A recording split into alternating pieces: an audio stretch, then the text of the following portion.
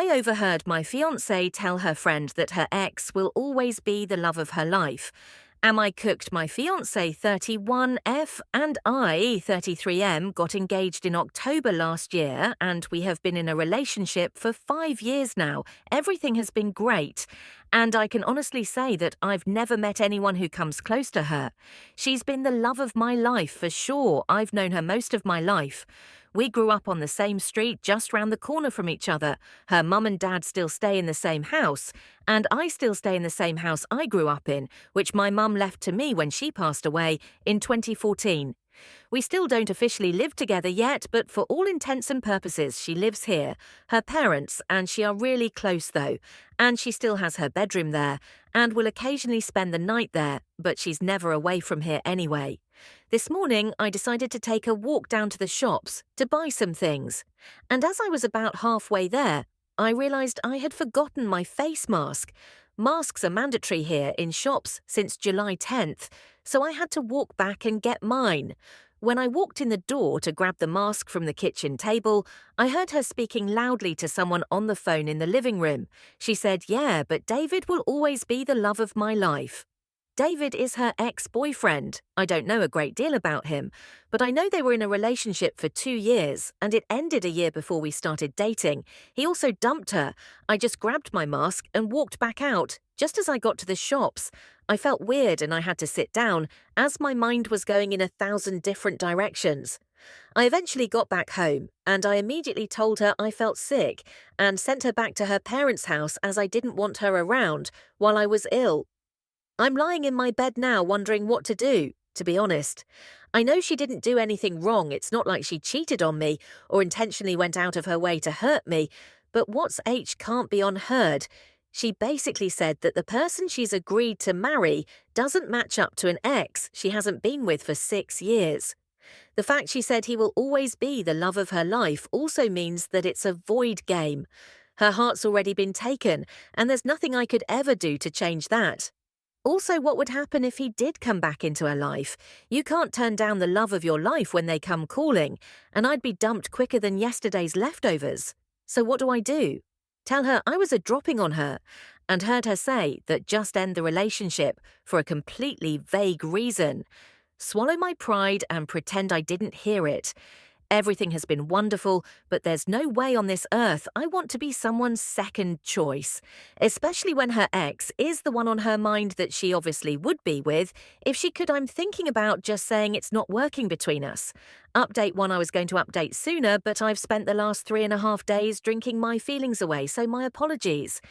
But I'll warn you, this is not a good update, right? So after posting and receiving some advice on Reddit on Thursday, I was thinking of telling her to come over at night so we could talk, but I settled on Friday morning instead, as I wanted to get my head in a clearer state. She still thought I was ill, so I needed a bit of time to think through what I was going to say. So she comes around on Friday morning about 8 a.m. with rolls and tuna mayo crunch her mum had made for me, along with grapes, sweets and juice and stuff. I think she could see right away that something was wrong, as I must have looked stony-faced, and you could cut the atmosphere with a knife anyways. I said to her that I wasn't really sick, and that yesterday, as I was going to the shops, I forgot my mask had to come back to retrieve it. And when I got in to get it, I heard her talking in the other room about David. Her face went completely pale, and she started welling up, so I instinctively stopped talking and just stared at her. She then runs into the toilet, locks the door and starts hysterically crying. An alarm bells are going off all over the place in my head. Her reaction made me think she didn't know what I heard, so she must have said some other stuff about him as well. I knocked on the door and told her that if she had any aspirations of saving this relationship, she had better tell me everything right now.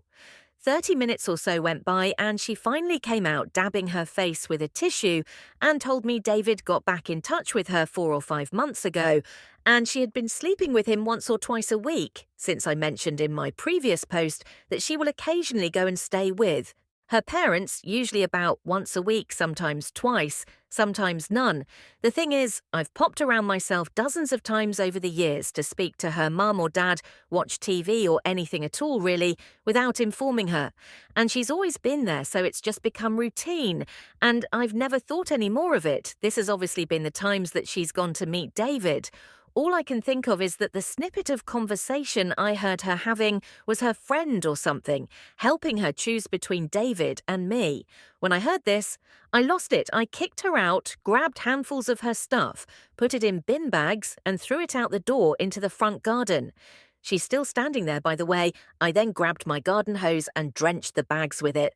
I'm not proud of that. It was extremely petty and in hindsight, I should never have done that. At this point, she ran round to her house, and about a minute later, her dad comes rampaging round, screaming her dad, and I end up rolling around the front garden, fighting at about 9 a.m. in the morning. No less police showed up, and half the street was out because of the commotion. Afterward, I blocked her on everything and went to my friend's house, where 3 of us spent the weekend, and Monday drinking. When I got back to the house this morning, I noticed she had been back in the house at some point. She had made the beds done, the washing and ironed. I have no idea why she did this. As I'm writing this, she's tried to get in again. I haven't been able to change the locks yet, so I put the door chains on the front and back door, and I heard the chains clanging as she tried to get in. There's also a note that she's put through the door. I don't even want to read it right now. I'm too hungry and hungover to even think about what she has to say. Update 2. Since everything that has happened, things have taken a turn for the worse, as many of you mentioned. I should do. I sent an email to her father, explaining my side of the story and apologizing for taking things public and embarrassing his daughter. But as I said previously, I acted instinctively. I didn't apologize for fighting him as I was reacting to him coming at me. He basically told me to screw off and accused me of biting his ear for some reason. So that's what was stuck in my teeth. I joke, of course, if you don't laugh, you'll cry. About a week ago, I went outside to find my car keyed right down from the passenger side wing mirror round to the boot. Last Sunday, I was walking down the road to meet a friend at the Arches, a place where we occasionally hang out and walk from an arched bridge. And as I was turning the corner, a friend of a friend called me a disgrace.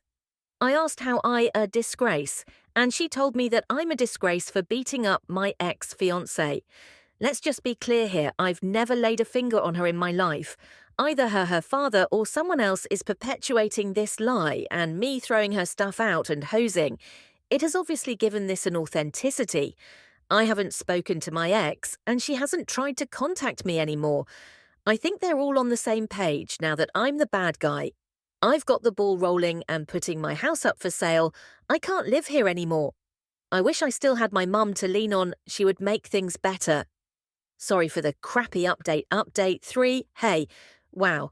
So it's been a year since I last posted. Firstly, I want to thank everyone who has reached out. I've tried to reply to everyone, and hopefully this update will help. I am still in my house, but I will be renting it out rather than selling it. I can't in good conscience give up something that was my mum's and has been in the family for generations. I have since spoken to the father, and I understand why the family circled the wagons, but to throw me under the bus so brutally was genuinely ridiculous collateral damage to me, and my name is all right. Apparently I've only known them my entire life. All in all, I feel like I was in the midst of a crap storm that changed course, still struggling, but feeling a lot better now that I've got an umbrella and a roadmap. I would also like to note that I posted on social media giving my side of the story. Whether or not that was right or not is up for debate, I guess, but it was after I'd let those close to me discreetly spread at first, so I felt the time was right. Her side is still singing off the same M sheet, but I'm hoping neutrals will see things from my side. My close pals have been incredible throughout all this, but that's why they're close pals. I guess. Anyways, cheers, edit. Well, it's been over a year again, and I have since moved out of my house, and I'm now renting it to a nice older couple, so I thought I would update. I'm doing great. And I've even got myself a girlfriend. Wish me luck, what I've learned. Life came me fast, but I stood strong. And for the first time in a long time, I'm looking forward to the future.